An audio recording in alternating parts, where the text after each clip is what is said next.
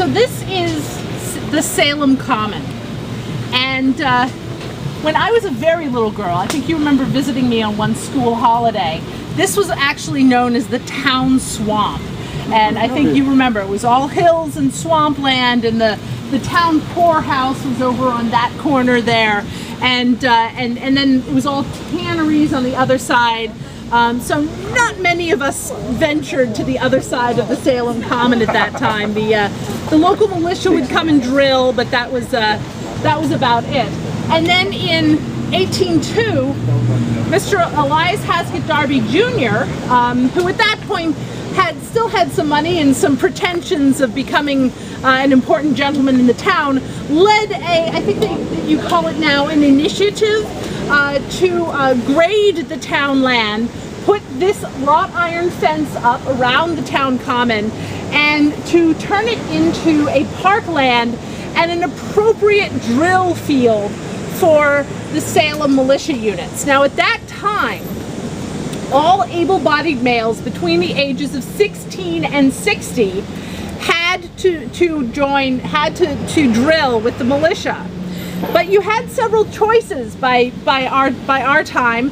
You could join the regular militia, which was known for not being very well drilled and drinking a lot and showing up half-clad with missing equipment. Or if you were a gentleman of some substance and didn't want to be associated with the sailors and other hoi polloi who would be on in the regular militia units, you could join a company. And at this time, these different companies just exploded all over Massachusetts. And here in Salem, we had quite a number. There was the Washington Rangers that supplied for a couple of years. There was the Essex Guards. But the two that were best known were the Salem Cadets. So this was a cadet corps that was founded in the 1780s, and its purpose was, I believe you now have the Reserve Officers Training Corps. So the idea was that everyone in these cadet units were training as officers, and in wartime they could go and form other militia units and be officers. There was also the Salem Light Infantry, and these units were very expensive to join because you had to buy your uniforms, and they all had gorgeous uniforms, and you had to buy all of your weapons, and of course they had the most expensive weapons that you possibly could have. And then there were usually annual dues for the clubhouse, and I think I would say it was probably about maybe 20% drill, 80% in the clubhouse doing whatever men do in clubhouses. But it was these were as much social societies as they were militia units. But every year we would have our annual muster on the common. You've come down for several of these. Oh, and they were wonderful. We would have all of the units out there polished and shined with their best uniforms on, performing military evolutions. And then around the edges of the common, we would have vendors set up selling everything from gingerbread. Do you remember that woman who did the most wonderful gingerbread? Gingerbread and candies and other types of food, and selling all sorts of things. And we would all come down in our best attire, and we would watch the militia drill, and then afterwards all of the different units would have dinners and balls and all of these sorts of things. And so this really became an annual or even semi-annual, some years, events. They do it every 6 months as opposed to every year.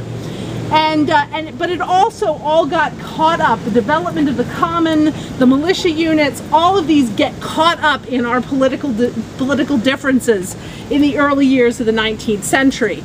So it became very quickly that if you were, a Democratic Republican, you would take the Salem Register.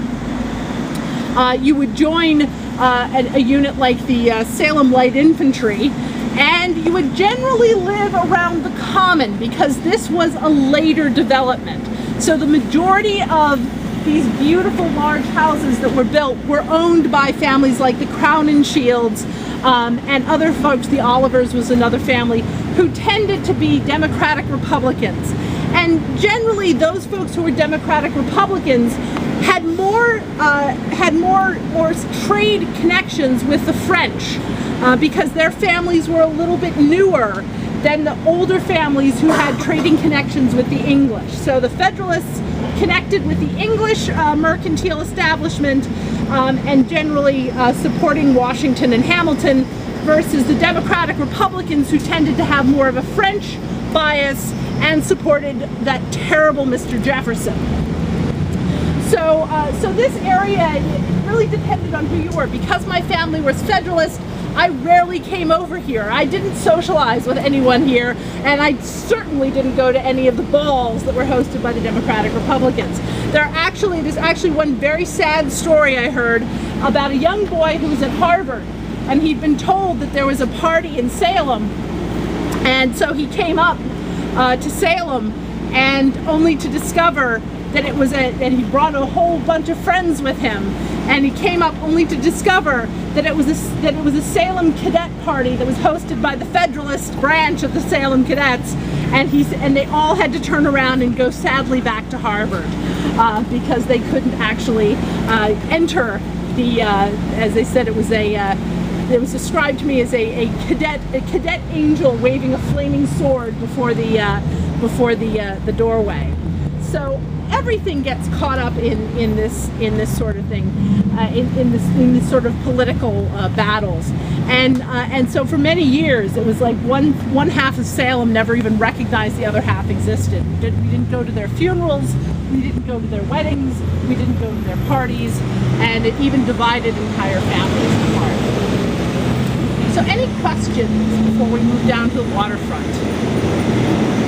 I did also want to mention this house behind you here, this absolutely gorgeous house. This is really one of the last of these great houses to be built in Salem. This is Mr. John Andrews' house. Do you remember him? Governor? It wasn't Governor Andrews. Mr. John Andrews is a very strange man. He had been a supercargo for Mr. Elias Haskett Darby in the 1790s. He disappeared to Russia for about 10 years, came back with a massive fortune, built this house, never got married. Very strange man.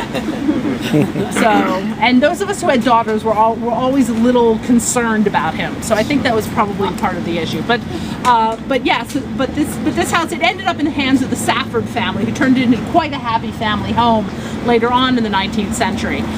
But it really is a gorgeous example of the last of those large Salem mansions that were built here. All right, so we are going to go all the way down to the other end